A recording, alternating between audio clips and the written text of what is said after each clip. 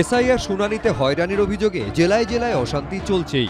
এর মধ্যে ফের এসআইআর আতঙ্কে মৃত্যুর অভিযোগ উঠল উত্তর ও দক্ষিণের দুই জেলায়। উত্তর ২৪ পরগনার হারোয়ার পূর্ব মাদারতলার বাসিন্দা শহর আলী মণ্ডল পরিবারের দাবি ২০০২ সালে ভোটার তালিকায় নাম থাকা সত্ত্বেও ৬৭ বছরের বৃদ্ধসহ তার বাড়ির ৫ জন সদস্যকে এসআইআর শুনানিতে ডাকা হয়েছে। বুধবারই এসআইআর শুনানিতে হাজিরা দেওয়ার কথা ছিল শহর আলী মণ্ডলের। পরিবারের অভিযোগ, আতঙ্কে মঙ্গলবার রাতে হৃদরোগে আক্রান্ত হয়ে মৃত্যু হয় তাঁর। ৫ জনের সব ছেলে মেয়ে সবার ওই নোটিশ এসেছিল ফেরত, তার জন্য ওইসব টেনশন করেছে, করে মারা গিয়েছে। বাবা মায়ের সব নাম কেটে বাদ যাবে, এইসব নানান কথা বলছে। ২০০২ সালে উনি ভোট দিয়েছেন তো, ভোটার লিস্টে নাম আছে তো? হ্যাঁ, আমার শ্বশুরের ২০০২ সালের ভোটার লিস্টে নাম আছে। ওনার ছেলে মেয়েদের সব নোটিশ এসছে, বউদের সব বৌমাদের নোটিশ এসছে যে হিয়ারিং এর জন্য এসআইআর এর, এখন এদের নাম কেটে বাদ যাবে। হ্যাঁ, এইসব চিন্তা ভাবনা করে ও লোক মোটামুটি সুস্থ মানুষ অসুস্থ হয়ে যায়। এসআইআর আতঙ্কে মৃত্যুর অভিযোগ উঠেছে জলপাইগুড়িতেও। গড়ালবাড়ি গ্রাম পঞ্চায়েতের প্রধান পাড়ার বাসিন্দা মকবুল হক সম্প্রতি এসআইআর শুনানির নোটিশ পান তিনি। বর্তমান ভোটার তালিকা আর ২০০২-এর ভোটার তালিকায় বাবার নামের সঙ্গে নিজের নামের অমিল রয়েছে। এই কারণ দেখিয়ে ৬২ বছরের মকবুল হককে ২৮শে জানুয়ারি দুপুরে এসআইআর শুনানিতে ডাকা হয়, এমনই দাবি পরিবারের। পরশু দিনে আমাদের নোটিশ আসছিল এফআইআর এর, ওই জন্য আতঙ্কে ছিল। ২৮ তারিখের ডেট ছিল জমা দেওয়ার। হ্যাঁ, আজকে মারা গেছে। পরশু দিনে যখন আসছে তখনই আতঙ্কে ও হাত পা গুলার আছড়াচ্ছে আর কিছু বলার চেষ্টা করতেছে, কিন্তু বলতে পারতেছে না। এই ঘটনাকে সামনে রেখে এসআইআর শুনানিতে হেনস্থার অভিযোগ তুলে তৃণমূলের তরফে জলপাইগুড়ির বিডিও অফিসের সামনে বিক্ষোভ দেখানো হয়। তৃণমূলের পক্ষ থেকে বিডিও অফিসে যে হিয়ারিং সেন্টার রয়েছে, এখানে কিন্তু তারা এসেছিলেন কিছুক্ষণ আগে। তারা বিক্ষোভ করেছেন যে এই যে সাধারণ মানুষকে যেভাবে হয়রানি করা হচ্ছে, সেই হয়রানি বন্ধ করতে হবে। সব মিলিয়ে এসআইআর উত্তাপের পারদ চড়ছে। সমীরণ পাল, রাজা চট্টোপাধ্যায়, এবিপি আনন্দ।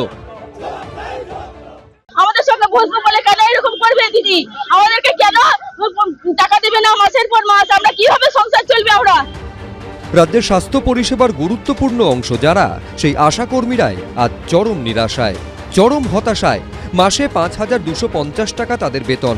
সাধারণ মানুষ ঠিকমতো স্বাস্থ্য পরিষেবা পাচ্ছেন কিনা, পানীয় জল পরীক্ষা থেকে শুরু করে কোথাও জল জমে রয়েছে কিনা, জমা জলে ডেঙ্গির লার্ভা রয়েছে কিনা, এই সমস্ত কাজ আশাকর্মীদের করতে হয়।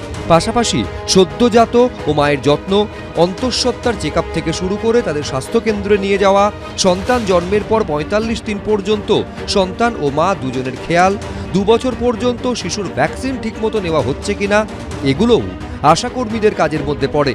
বিনিময়ে মাসে বেতন ৫,২৫০ টাকা। এছাড়া গড়ে ২,০০০ টাকা ইনসেন্টিভ মেলে বলে দাবি। কিন্তু আশাকর্মীদের অভিযোগ, গত ২ থেকে ৪ মাস ইনসেন্টিভের টাকা তারা পাচ্ছেন না। এই অভিযোগ সহ একগুচ্ছ দাবি দেওয়া নিয়ে তাদের টানা কর্মবিরতি। বুধবার কর্মবিরতি ৩০তম দিনে আশাকর্মীদের বিক্ষোভে উত্তাল হল রাজ্য।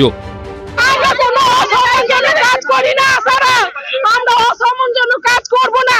সবাইকে সম্মান দিয়ে কথা বলি, সবার সাথে চলবো। আমাদের কাছে এটা আমাদের দাবিটা, ওনার মুখ থেকে, সরকারের মুখ থেকে শুনে উনি যা বলবেন আমরা তাই মেনে নেব। এই স্বাস্থ্য ব্যবস্থা, বিশেষত জনস্বাস্থ্য ব্যবস্থার, তারা হচ্ছে মেরুদণ্ড।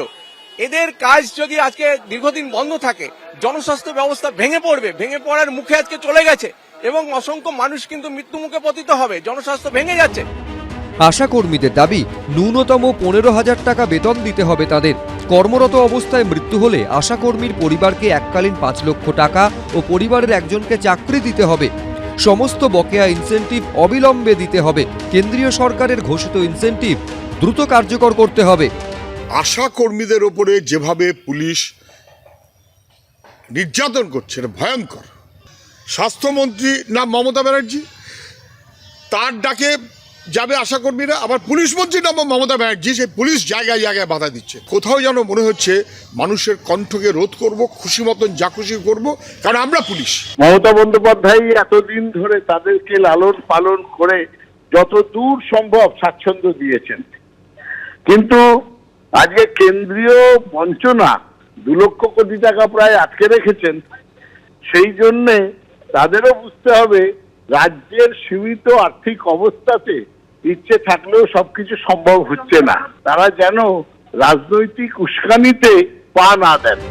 বৃহস্পতিবার রাজ্য জুড়ে ধিক্কার দিবস পালনের ঘোষণা করেছে আশাকর্মীদের সংগঠন এবিপি আনন্দ। এবিপি আনন্দ, এগিয়ে থাকে, এগিয়ে রাখে।